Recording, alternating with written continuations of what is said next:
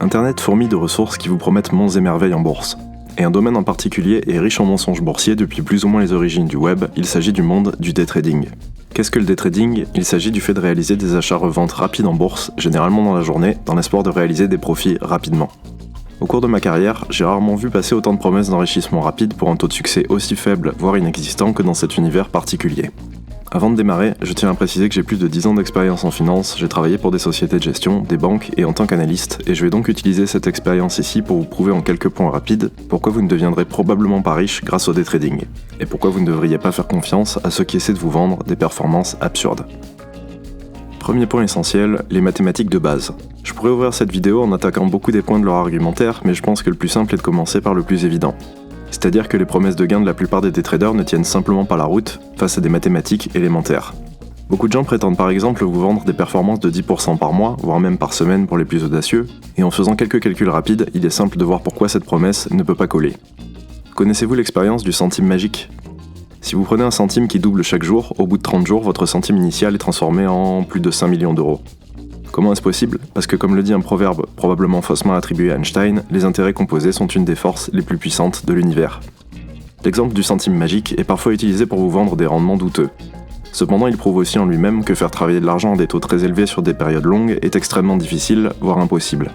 Sans quoi il suffirait à n'importe qui de trouver ce saint graal financier magique pour devenir zillionnaire en quelques années à partir de quelques centaines d'euros, et vous noterez que le haut du classement Forbes des hommes les plus riches du monde est sévèrement dépourvu de traders et qu'il l'a plus ou moins toujours été.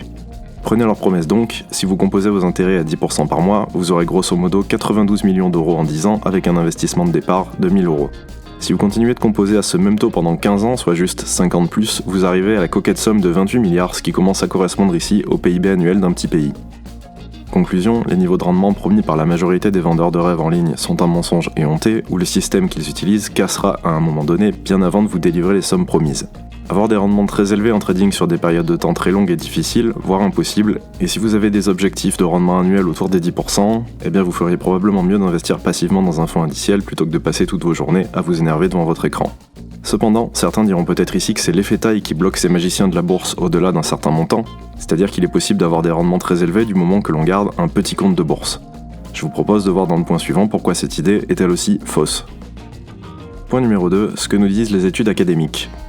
Second point venant confirmer notre première intuition de mensonge ici, les études académiques sur le day trading abondent et elles ne sont pas positives.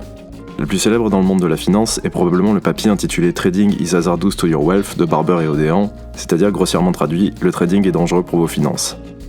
Dans cette étude, les deux auteurs ont étudié les performances de plus de 66 000 comptes de trading aux États-Unis sur une période de 5 ans, en séparant les comptes qui faisaient le plus de transactions, les traders, et ceux qui en faisaient le moins, les investisseurs. Le résultat ont été sans appel, des performances inférieures de 7% par an en moyenne pour les traders par rapport aux investisseurs. Ils ont ensuite réalisé une deuxième étude intitulée Do Day Traders Rationally Learn About Their Ability, dans laquelle ils ont observé toutes les transactions réalisées par des day traders sur la bourse de Taïwan pendant 15 ans. Voici quelques-unes des conclusions de cette étude. La performance agrégée des day traders est négative sur chacune des 15 années étudiées. 98% des day traders perdent de l'argent, 40% des day traders arrêtent au bout d'un mois, 87% arrêtent sous 3 ans et 93% arrêtent sous 5 ans. La conclusion finale de leur étude est extrêmement tranchée. Faire du day trading n'est pas plus profitable ou plus rationnel que de jouer à la roulette. Et on ne peut pas plus apprendre à devenir un day trader gagnant qu'à devenir un joueur de casino gagnant. Si vous n'êtes toujours pas convaincu ici, abordons le problème du day trading sous un dernier angle, celui du bon sens.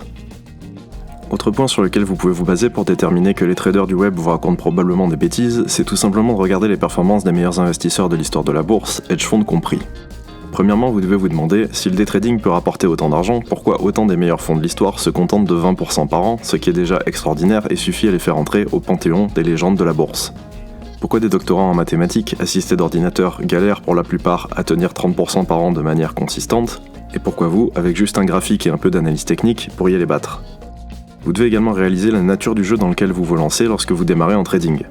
Si l'investissement à long terme consiste simplement à capturer une partie des bénéfices générés par des sociétés de qualité, le trading est ce qu'on appelle un jeu à somme nulle, c'est-à-dire que comme au poker, les profits des gagnants sont les pertes des perdants. Dans ce contexte ultra concurrentiel, seuls les meilleurs s'en sortent et vos concurrents d'aujourd'hui sont des algorithmes de trading ultra rapides programmés par les plus brillants mathématiciens du moment, des hedge funds avec des équipes à temps plein et des financiers avec 20 ans d'expérience sur les marchés. Dans un tel contexte, vous devez vous demander rationnellement quel est votre avantage sur eux, et la réponse est le plus souvent aucun, ce qui est problématique et vient rejoindre les conclusions de Barber et Odean. Point numéro 4, que faire à la place ? Comme je n'aime pas simplement critiquer les choses sans donner de solution alternative, un hobby qui n'est que trop populaire sur YouTube ces derniers temps, je voudrais donner quelques pistes ici pour les aspirants traders qui souhaiteraient obtenir de meilleures performances en bourse. La première chose à faire, c'est d'allonger votre durée d'investissement. Plus vous allongez votre durée d'investissement en bourse, moins vous avez de chances de perdre. Les statistiques sont assez claires à ce sujet. Ensuite, diminuez le nombre de transactions que vous passez. Concentrez-vous sur des jeux que vous pouvez gagner et qui n'impliquent pas d'être plus malin que la personne d'en face. Votre but doit être de capturer une partie de la valeur créée par des gens plus intelligents que vous, pas d'essayer d'entrer en compétition avec eux. Et comme le dit Warren Buffett, si vous n'avez que peu de temps à consacrer à la bourse, n'hésitez pas à acheter simplement des fonds indiciels. Et si vous voulez vous lancer dans le jeu plus complexe de l'investissement et du stock picking, concentrez-vous sur le long terme, sur les fondamentaux et sur les marchés les moins efficients. Le forex, les indices boursiers, les contrats futurs sont probablement les marchés les plus concurrentiels car ce sont ceux sur lesquels il y a le plus d'investisseurs professionnels et de robots.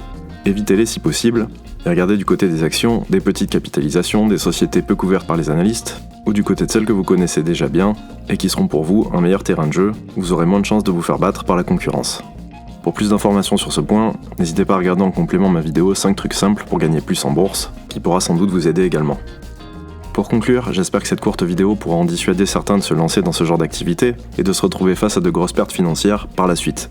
Si vous connaissez des day traders ou des gens qui font de la bourse de manière un peu hasardeuse, n'hésitez pas à leur faire suivre cette vidéo. Plus de ressources disponibles dans la description et n'hésitez pas à laisser votre avis, votre expérience personnelle sur le sujet du day trading dans les commentaires. Sur ce, je vous dis à très bientôt pour une prochaine vidéo.